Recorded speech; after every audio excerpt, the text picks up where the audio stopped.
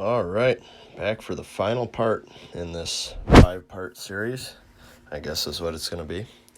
This is part 5 on detailing or 3-rail scaling or whatever you want to call it, adding fixed pilot and full-length handrails. So in this one, we're going to work on the full-length handrail.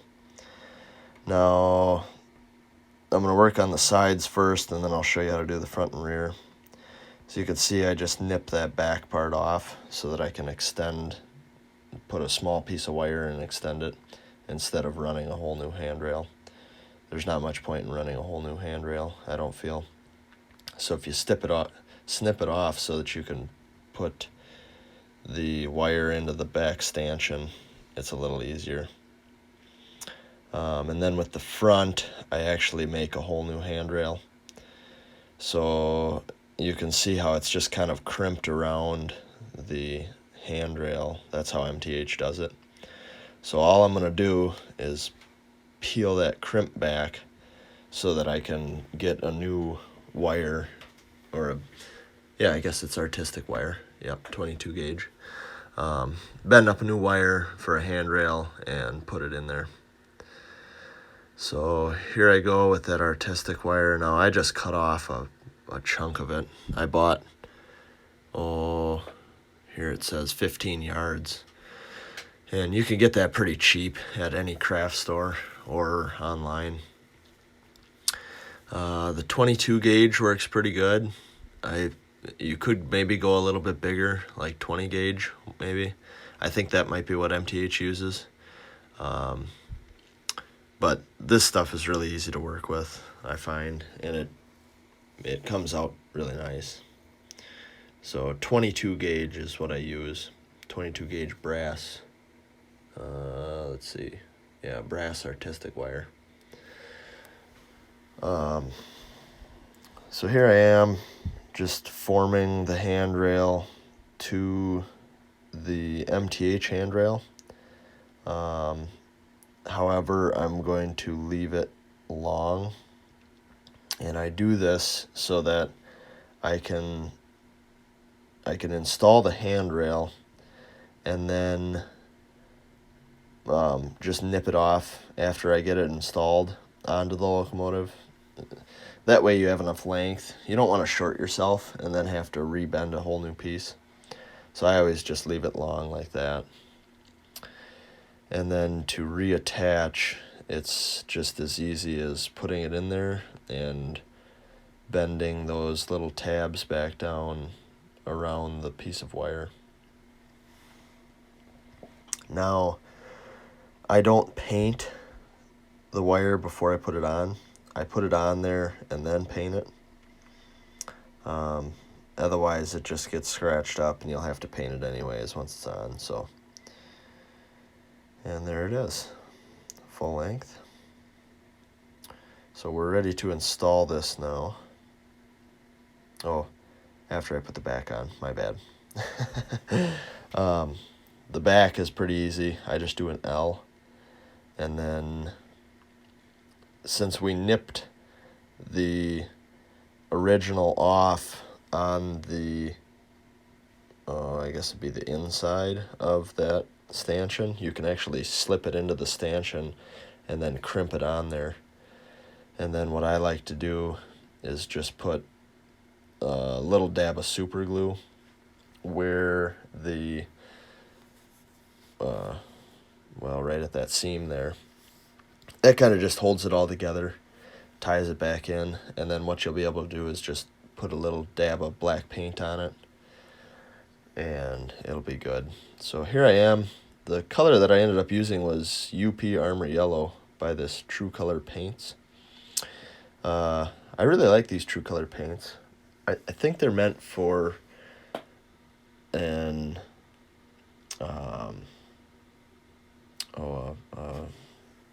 airbrush, but I don't have an airbrush, so doing it by hand works just as well. I just use a small paintbrush, and I gob it up on the paintbrush. I get a lot of paint on that brush because it kind of absorbs around the whole thing then, the whole wire. So you can kind of see there, you get a couple of runs or drips on it, and you just go back over it and get those bubbles out. So then I will go ahead and do the front, and then we will move on to the black. So to clean these True Color paints up, you have to use acetone. It says that in fine print, and I didn't realize. I was trying everything, but I finally read the fine print. So acetone is what works, or nail polish remover. Nail polish remover is acetone. Anyways, that's I use the flat black. Again, by that True Color paints. They make really good paint. They do. Again, it can be brushed on. It's a little bit thinner for an airbrush, but it can be brushed on. It sometimes takes several coats to brush on. And then I end up doing both sides of the new handrail, painting it.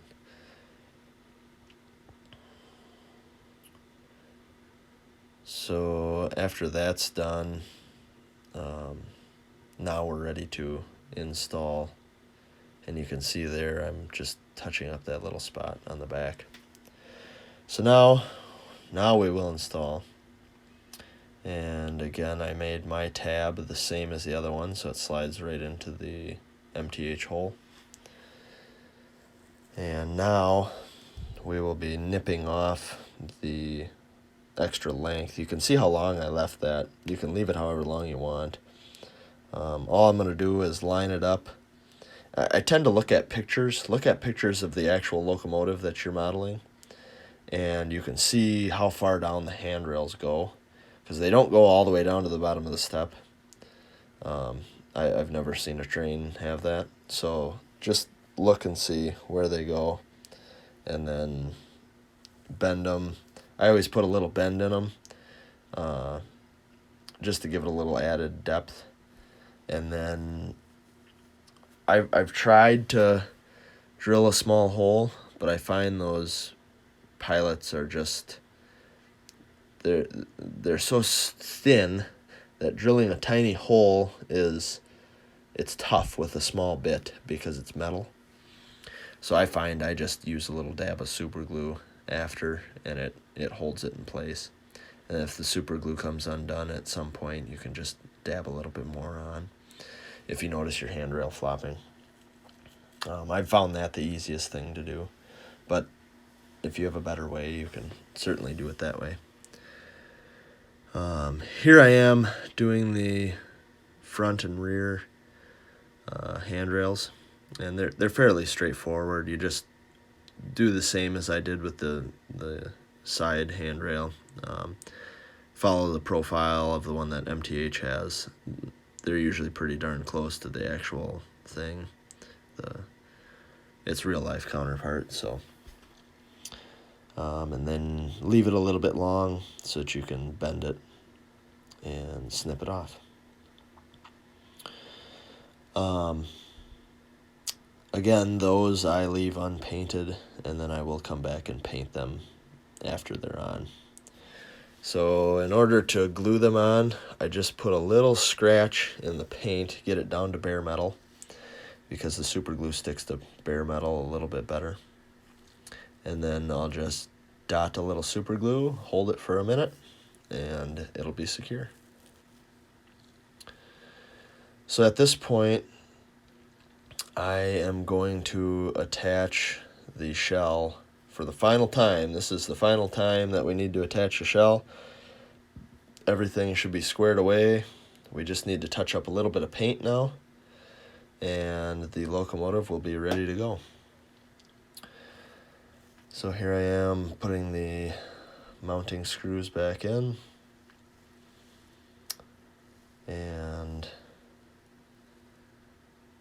then after this video, there'll be one more video before I send these locomotives back to David from Lovin' Dem Trains. That's going to be a running session with both units lashed up, all completed, and we're going to be running them to their max, making them haul a lot of freight because they're ready to go. So here I am just testing clearance. Front is good, back is good, and I think it turned out really nice. So anyways, thanks for watching.